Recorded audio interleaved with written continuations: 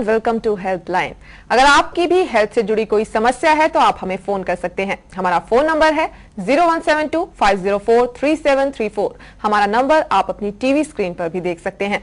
आज हम बात करेंगे देश में एक आम समस्या बन चुकी डिप्रेशन की बीमारी के बारे में, और इस बारे में जानकारी देने के लिए हमारे साथ स्टूडियो में मौजूद हैं पंचकूला के जनरल हॉस्पिटल से साइकाइट्रिस्ट डॉक्टर राजीव त्रेहन जी। डॉक्टर त्रेहन, हेल्पलाइन में आपका बहुत बहुत स्वागत है। डॉक्टर त्रेहन से चर्चा शुरू करने से पहले नजर डालते हैं डिप्रेशन से जुड़े कुछ चौंकाने वाले आंकड़ों पर। WHO के मुताबिक देश में 36% लोग मेजर डिप्रेसिव एपिसोड के शिकार हैं। डिप्रेशन की बढ़ती दर का अंदाजा इस बात से लगाया जा सकता है कि देश में हर 5वें व्यक्ति को डिप्रेशन का खतरा है। डिप्रेशन की समस्या इतनी आम हो गई है कि इसे मानसिक विकारों का कॉमन कोल्ड भी कहा जाता है। एक चौंकाने वाले सर्वे के मुताबिक डिप्रेशन के मरीजों में सड़क दुर्घटना का खतरा 20 गुना ज्यादा होता है।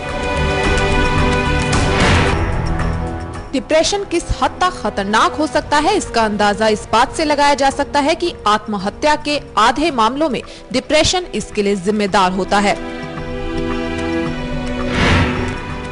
देश में डिप्रेशन की औसत आयु दर 20 साल हो गई है, यानी अब लोगों में डिप्रेशन और भी जल्दी घर करने लगा है।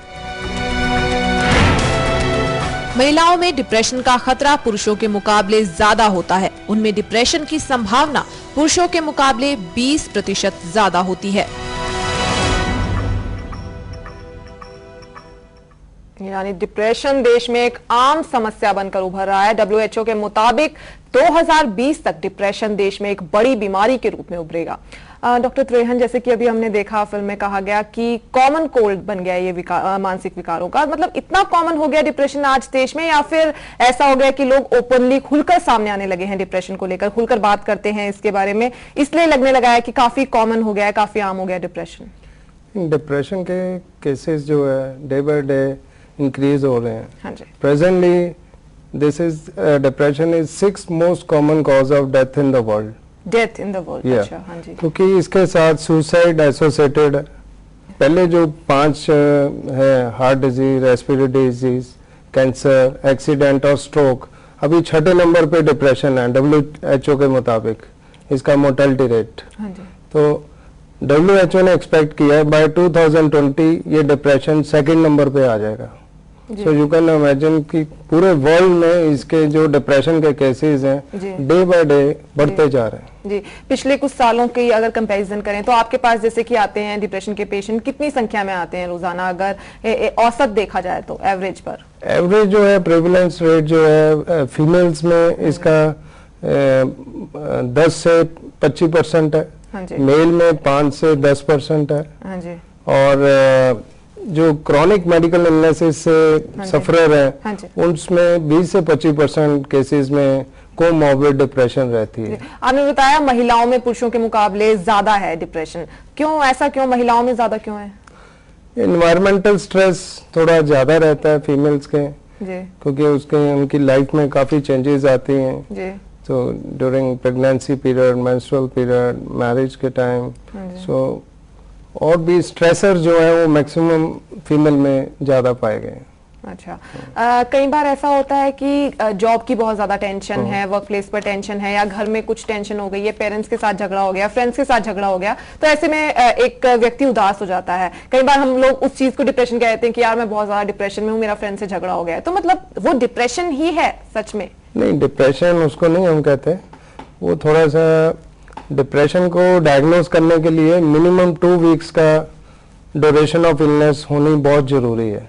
हाँ जी, मतलब अगर 2 हफ्ते तक अगर मरीज को डिप्रेशन के लक्षण हैं, हाँ जी, तब हम उसको डायग्नोज करते हैं depression. In case of severe depression, अगर रैपिड ऑनसेट ऑफ सिम्टम्स है, हाँ जी, और सीवियर डिप्रेशन है जी, तो उन केसेस में हम 2 हफ्ते से कम समय पर भी डायग्नोज कर लेते हैं डिप्रेशन को। किन्हें चांसेस किन्हें होते हैं ज्यादा डिप्रेशन होने के? इसमें हेरिडिटरी फैक्टर्स का बहुत रोल है। हाँ जी। और फैमिली फैक्टर्स हैं, साइकोसोशल स्ट्रेसर्स हैं जी, क्रॉनिक मेडिकल इलनेसेस जी। हैं, जैसे जितनी भी क्रॉनिक इलनेसेस है, epilepsy, cardiovascular diseases, Parkinson disease, joint pains, और उसके बाद अगर नॉन अफेक्टिव साइकेट्रिक इलनेस है, किसी मरीज को कोई और मानसिक प्रॉब्लम है, हाँ जी। डिप्रेशन के अलावा, उसकी वजह से भी उसको डिप्रेशन हो सकता है। जी। और साइकोसोशल स्ट्रेसर है, रिलेशनशिप प्रॉब्लम है, फाइनेंशियल बर्डन है, आइसोलेशन है, और लॉस ऑफ कोई लव्ड वन है, सो मेनी रीजंस। और बहुत सारे कई केसेस में कोई कारण भी नहीं रहता है, स्ट्रेसर नहीं होता, फिर भी अंदरूनी डिप्रेशन आ जाती है, उसको हम एंडोजीनियस डिप्रेशन कहते हैं। कोई कारण नहीं होता, मतलब जैसे आपने बताया कि कोई दुखद घटना हुई, कोई लव्ड वंस की डेथ हो गई है, अगर किसी के साथ ऐसा कुछ भी बुरा नहीं होता तो मतलब कोई अच्छी खुशनुमा जिंदगी जी रहा है, तो उस केस में भी डिप्रेशन हो सकता है। उस केस में भी हो सकता है जी। अच्छा, और इस तरह के डिप्रेशन के क्या कारण हो सकते हैं? वो जेनेटिक होता है मोस्टली, या फिर क्या अंदर से कोई शारीरिक बीमारी की वजह से? नहीं, ब्रेन के अंदर हमारे न्यूरोट्रांसमीटर्स हैं, हाँ जी, उनका असंतुलन होने की वजह से ये मरीज को इस तरह के डिप्रेशन के सिम्टम्स आ जाते हैं। हाँ जी। ये जो हम एंटी डिप्रेशन दवाइयाँ देते हैं, उनका भी यही रोल है, वो जो इम्बैलेंस न्यूरोट्रांसमीटर का हुआ है, तो उसको ठीक करके उससे पेशेंट को स्वाभाविक दैनिक जीवन कार्यकलापों में वापस वो मदद करती हैं। जी। हमारी एक दर्शक हैं, उन्होंने ईमेल के जरिए क्वेरी भेजी है। 28 साल उनकी उम्र है। उन्होंने कहा है कि उनकी माँ को पिछले साल उनकी माँ का एक्सीडेंट हो गया था, उसकी वजह से पैरालिसिस हो गया है। अब उनकी हालत ऐसी हो गई है कि वो हाथ पैर भी नहीं हिला पाती हैं। तो उन्हें देखकर, अपनी माँ की स्थिति को देखकर उन्हें खुद बहुत उदासी है, मतलब घर में बड़ा ही उदासी भरा माहौल है। तो ऐसे में काफी चिड़चिड़ी हो गई है वो खुद, भूख नहीं लगती है, किसी काम में मन नहीं लगता है उनका। तो ये जानना चाहती हैं क्या ये डिप्रेशन है? मतलब घर में आपने बताया कि अगर किसी व्यक्ति को खुद कोई बीमारी है, क्रॉनिक इलनेस है, तो उसे डिप्रेशन हो सकता है, लेकिन अगर घर में किसी को ऐसी बीमारी है या कोई ऐसी समस्या है तो? घर में कोई व्यक्ति बीमार है तो नेचुरली फैमिली के ऊपर इम्पैक्ट तो पड़ता ही है उसका। तो अटेंडेंट के ऊपर भी ये एंजाइटी या डिप्रेशन के सिम्टम्स आ सकते हैं। किस तरह के बदलाव आते हैं डिप्रेशन के साथ किसी व्यक्ति के बिहेवियर में अचानक? देखो, डिप्रेशन के जो मुख्य लक्षण है, वो मरीज का मन उदास रहना या खालीपन के दौर में वो अपने आप को महसूस करता है। दूसरा, जिन कामों में या दिन कार्यकलापों में उसकी दिलचस्पी वो पहले मरीज रखता है या खुशी महसूस करता है, उसमें भी उसका दिल उठ जाता है जी। और तीसरा जो मोस्ट इम्पोर्टेंट सिम्टम है, ये मरीज बगैर कोई काम किए अपने आप को थका हुआ महसूस करता है और उसको कमजोरी महसूस होती है। तो increase fatigability without doing any major work.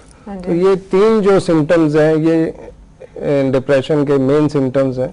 जो अन्य लक्षण है इसके डिप्रेशन के, उसमें मरीज की नींद जो है वो बिगड़ जाती है, अधिकतर नींद कम हो जाती है, जहाँ नींद रुक रुक कर आती है, जहाँ प्रातः नींद जल्दी खुल जाती है, या कुछ मरीजों में नींद ज्यादा आती है। आपने बताया डिप्रेशन की वजह से नींद में खलल हो जाता है, मतलब नींद कम आती है। ऐसा भी हो सकता है, क्योंकि मैंने एक पढ़ा था एक जगह की एक स्टडी थी, एक सर्वे था कि नींद की कमी की वजह से डिप्रेशन हो सकता है। ऐसा कुछ भी है? ऐसे भी है कि अगर पूरी नींद नहीं ले रहे हैं, इंसोम्निया की वजह से भी। देखो, साइकेट्रिक इलनेसेस और जो भी हैं, चाहे वो शिजोफ्रेनिया है या बाइपोलर डिसऑर्डर है या स्लीप प्रॉब्लम्स है, तो उसकी वजह से भी secondary to other psychiatric illness, मनोरोग कोई और है मरीज को, उसकी वजह से भी डिप्रेशन हो सकता है। उसकी वजह से भी डिप्रेशन हो सकता है। जैसे कि हम लोगों को कुछ टेंशन हो जाती है, अचानक किसी दिन झगड़ा हो गया है किसी से, तो हम लोग क्या करते हैं उस दिन, या तो बहुत ज्यादा खाते हैं टेंशन में, या फिर खाना बिल्कुल छोड़ देते हैं। तो क्या डिप्रेशन के मरीज के साथ भी ऐसा होता है? कुछ उसके वेट में भी कुछ चेंजेस आते हैं, इस तरह से खाने पीने की आदतों में अचानक बदलाव आ जाते हैं? हाँ, उसका जो एपिटाइट है वो कम हो जाती है मरीज की। कुछ केसेस में बढ़ भी जाती है। वेट में वेट लॉस ज्यादा होता है। हाँ जी, मोस्टली केसेस में वेट लॉस, जैसे आपके पास पेशेंट आते हैं तो मोस्टली कम होता है। हाँ जी, कम होता है वेट। अच्छा, कुछ केसेस में जो एटिपिकल डिप्रेशन होती है एक, उसमें ये थोड़े ऑपोजिट सिम्टम पाए जाते हैं। उसमें नींद भी ज्यादा आती है मरीज को और भूख भी ज्यादा लगती है। अच्छा, तो उस दौरान वेट बढ़ जाता है? उस दौरान मोस्टली जो डिप्रेशन के केसेस हैं उसमें वेट लॉस होता है और भूख भी कम रहती है और नींद भी कम रहती है। जी, तो इससे भी थोड़ा अंदाजा लगाया जा सकता है कि किसी व्यक्ति को कोई व्यक्ति डिप्रेशन का शिकार है। जी, फिलहाल डॉक्टर त्रेहन के साथ बातचीत जारी रहेगी, लेकिन यहाँ रुकेंगे एक ब्रेक के लिए। ब्रेक के बाद हम डॉक्टर त्रेहन से बात करेंगे युवाओं में बढ़ते डिप्रेशन के मामलों और इसके कारणों की। जल्द लौटेंगे इस ब्रेक के बाद। ब्रेक के बाद आपका स्वागत है। ब्रेक से पहले हमने डॉक्टर त्रेहन से डिप्रेशन के कारणों और इसके लक्षणों पर बातचीत की, और अब हम बात करेंगे युवाओं में बढ़ते डिप्रेशन के मामलों की। डॉक्टर त्रेहन, हमने शुरुआत में देखा एक चौंकाने वाला आंकड़ा सामने आया कि आज एवरेज एज डिप्रेशन की हो चुकी है 20 साल। बहुत कम उम्र होती है 20 साल। यंगस्टर्स में डिप्रेशन बढ़ने के मामले काफी सामने आ रहे हैं, तो ऐसा क्यों, मतलब क्या वजह है?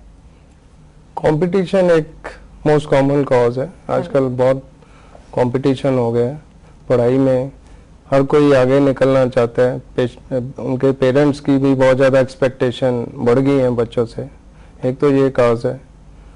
दूसरा, रिलेशनशिप प्रॉब्लम्स भी बढ़ गई हैं बच्चों का पेरेंट्स के साथ। कई बारी बहुत ज़्यादा रिलेशनशिप अच्छा नहीं रहता, तो उसकी ये भी एक कारण है। तीसरा, कुछ यंग एज में थोड़ा सा ये शराब का और नशीली दवाइयों का सेवन बढ़ गया है, स्मोकिंग का, तो ये भी एक कारण है जो उसको व्यक्ति को डिप्रेशन की ओर खींच देता है। जी, आपने बताया शराब, ड्रग्स वगैरह इसकी वजह से। नॉर्मली ऐसा देखा जाता है कि डिप्रेशन के दौरान मरीज लेना शुरू करता है शराब, अल्कोहल, अगर टेंशन होती है। मतलब अल्कोहल की वजह से भी डिप्रेशन हो सकता है? अल्कोहल की वजह से भी डिप्रेशन हो सकता है। जी, बड़ी हैरान कर देने वाली बात है ये। अल्कोहल जो है सेंट्रल नर्वस सिस्टम को डिप्रेस करती है। जब तक उसका इन्फ्लुएंस रहता है, 2-4 घंटे उसने लिया तो तब तक तो उसको वो अच्छा महसूस करता है। वेरी नेक्स्ट डे वो मरीज का डिप्रेशन को और ज्यादा बढ़ा देती है। हमारे एक दर्शक हैं वानीपत से, उन्होंने ईमेल के जरिए क्वेरी भेजी है। उनके जो क्लासमेट थे वो उनसे पढ़ने में काफी कमजोर थे, जो उनके क्लासमेट थे। उसके बावजूद आज ऑफिस में उनका जो क्लासमेट पढ़ने में कमजोर था, आज वो उनका सीनियर है। तो उन्हें ये देखकर बहुत बुरा लगता है। उनका ऑफिस जाने का मन नहीं करता है, काम करने का मन नहीं करता, किसी से बात करने का मन नहीं करता है, काफी चिड़चिड़े हो गए हैं। तो इस वजह से डिप्रेशन हो सकता है। इस तरह की, इसे क्या कहेंगे, कंपटीशन की वजह से डिप्रेशन है ये? इन्फीरियरिटी कॉम्प्लेक्स कह सकते हैं, जहाँ उसमें जलसी थोड़ी आ गई है उसके प्रति, अपने फ्रेंड के प्रति जो उनके क्लास में थे। ऐसा कुछ नहीं है, जिंदगी में कोई भी बंदा मेहनत करके कभी भी आगे निकल सकता है। नहीं, जैसे आपके पास पेशेंट्स आते हैं, यंगस्टर्स आते हैं डिप्रेशन की प्रॉब्लम लेकर, मोस्टली उन केसेस में क्या कारण होता है डिप्रेशन का?